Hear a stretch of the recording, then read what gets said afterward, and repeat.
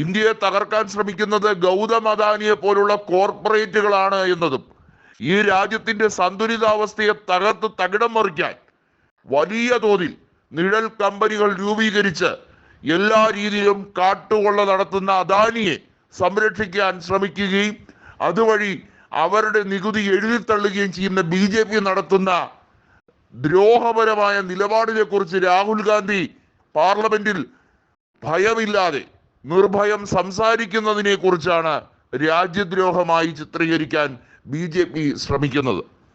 ഇവിടെ ഗ്രേറ്റ തക്ബർഗ് എന്ന് പറയുന്ന വിദേശി ടൂൾ കിറ്റ് കൊടുത്ത് കർഷക സമരത്തെ ആളിക്കത്തിക്കാൻ ശ്രമിച്ചു.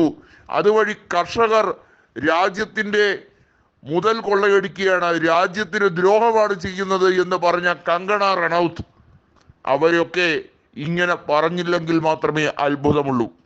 അന്തോളം ജീവി എന്ന് വിളിച്ച് കർഷകരെ കളിയാക്കിയ പ്രധാനമന്ത്രി സാക്ഷാൽ നരേന്ദ്രമോദിയും ടീമും സ്വാഭാവികമായും ഇതല്ല ഇതിനപ്പുറവും പറയുമെന്ന് എല്ലാവർക്കും അറിയാം.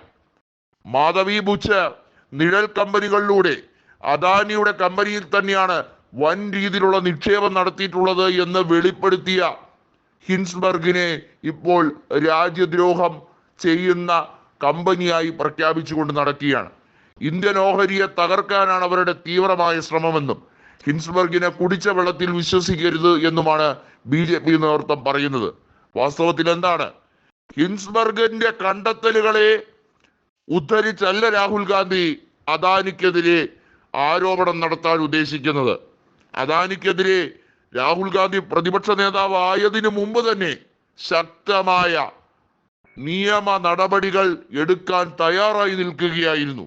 രാഹുൽ ഗാന്ധിയുടെ വാക്കുകൾ വളച്ചൊടിച്ചുകൊണ്ട് രാഹുൽ ഗാന്ധി വിദേശിയാണ് എന്ന് ചിത്രീകരിക്കാൻ വേണ്ടി, രാഹുൽ ഗാന്ധി അല്ല രാഹുൽ ഗണ്ഡിയാണ് എന്ന് ചിത്രീകരിക്കാൻ വേണ്ടി, അത് റൗൾ വിൻസിയാണ് എന്ന് പറയാൻ വേണ്ടി നാണം കെട്ട നെറികെട്ട കുറെ സൈബർ മീഡിയയിൽ പ്രവർത്തിക്കുന്ന BJPയുടെ ഏറാമൂളികൾ ശ്രമിക്കുന്ന ഈ കാഴ്ചയാണ് ഇപ്പോൾ ജനങ്ങൾ മനസ്സിലാക്കിക്കൊണ്ടിരിക്കുന്നത്.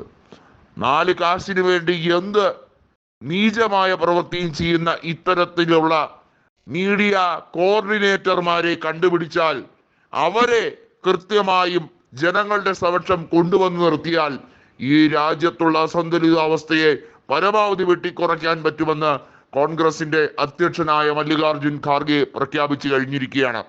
ഇതൊരു ഐതിഹാസികമായ സമരമായിരിക്കും. നരേന്ദ്രമോദിയുടെ കസേര തെറിക്കാൻ പോകുന്ന രാഷ്ട്രീയ സംഭവ വികാസം തന്നെ ആയിരിക്കും.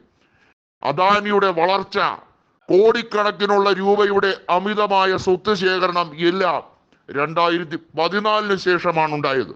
അതുവരെ ഒരു സാധാരണക്കാരനായിരുന്ന, അതായത് കോർപ്പറേറ്റുകാരനാണെങ്കിൽ പോലും ഇത്രയധികം വളർച്ചയില്ലായിരുന്ന ഒരു വ്യക്തി എത്ര പെട്ടെന്നാണ് ഇന്ത്യയിലെ തുറമുഖങ്ങളെല്ലാം തന്നെ വാങ്ങിക്കൂട്ടിയത്, എത്ര പെട്ടെന്നാണ് ഇത്രയധികം സമ്പത്ത് വർദ്ധിച്ചത്.